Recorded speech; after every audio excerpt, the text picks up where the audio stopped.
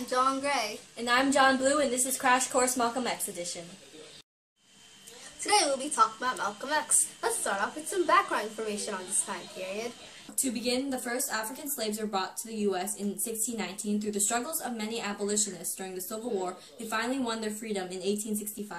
In 1896, the Supreme Court in Plessy v. Ferguson ruled that the requirement of segregation were within the bounds of the Constitution as long as they were equal adjustments made for African Americans.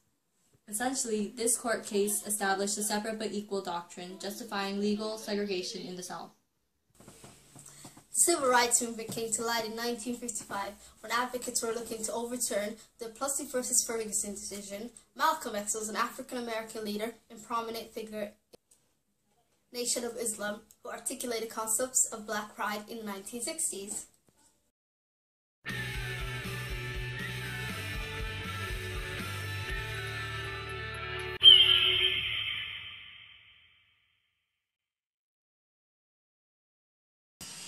Malcolm X was born Malcolm Little on May 19, 1925 in Omaha, Nebraska.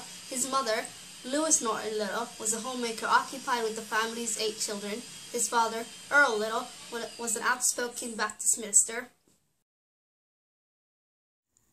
Earl's civil rights activism prompted death threats from the white supremacist organization Black Legion, forcing the family to relocate twice before Malcolm's 4th birthday. 2 years later, Earl's body was found lying across the town's trolley tracks. Police ruled both incidents as accidents, but the Littles were certain that the members of the Black Legion, a group that stemmed from the KKK, were responsible. Let's go to the thought bubble. What was the difference between Martin Luther King Jr. and Malcolm X? Martin Luther King Jr. was always against violence throughout his entire ministry. He always stood his ground, and he stood out because even though he may have been physically attacked, he never reacted with violence. Martin Luther King Jr. followed the Christian faith, while Malcolm X was a Muslim and believed in Muslim principles. His most famous line was, "By any means necessary." He believed in fighting back physically. Whatever had to be done to get freedom was all he was for, whether it be in violence or non-violence. Although later in his life, when he visited Mecca and met with other Muslims, he changed his views and became non-violent.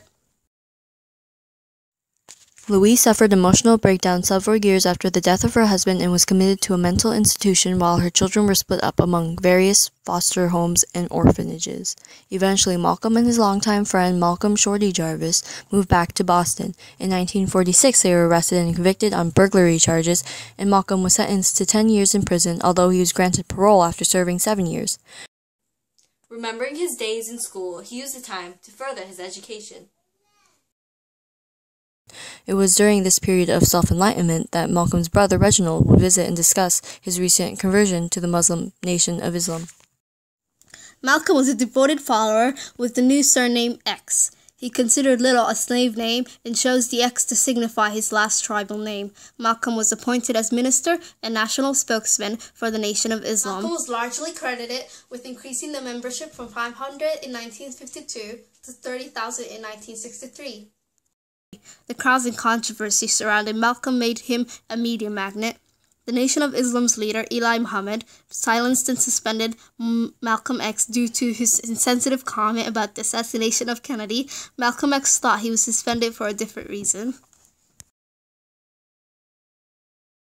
That same year, Malcolm went on a pilgrimage to Mecca, which proved to be life-altering for him. For the first time, Malcolm shared his thoughts and beliefs with different cultures and found the response to be overwhelmingly positive. In March 1964, Malcolm terminated his relationship with the Nation of Islam, and FBI informants working undercover in the Nation of Islam warned officials that Malcolm had been marked for assassination. On February 21, 1965, at a speaking engagement in the Manhattan's Audubon Ballroom, 3 gunmen rushed Malcolm on stage. They shot him 15 times at close range. The 39-year-old was pronounced dead on arrival at New York's Columbia Presbyterian Hospital. It's time for the mystery document. Okay. Dear Sir, the present racial crisis in this country carries within it powerful destructive ingredients that may soon erupt into an uncontrollable explosion. The seriousness of this situation demands that immediate steps must be taken to solve this crucial problem by those who have genuine concern before the racial powder keg explodes. A united front involving all Negro factions, elements, and their leaders is absolutely necessary. A racial explosion is more destructive than a nuclear explosion. Easy! That was written by Malcolm X to Martin Luther King Jr. Is it filming? No. Yeah, it is. Let's see if this works out. It's supposed to be. Yeah? Okay. There we go. Malcolm X was born Malcolm Little in... Why are you squinting at the camera? Start. Okay,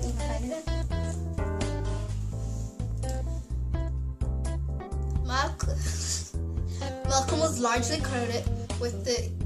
Please go. Use the time to further his education. You want to try that again?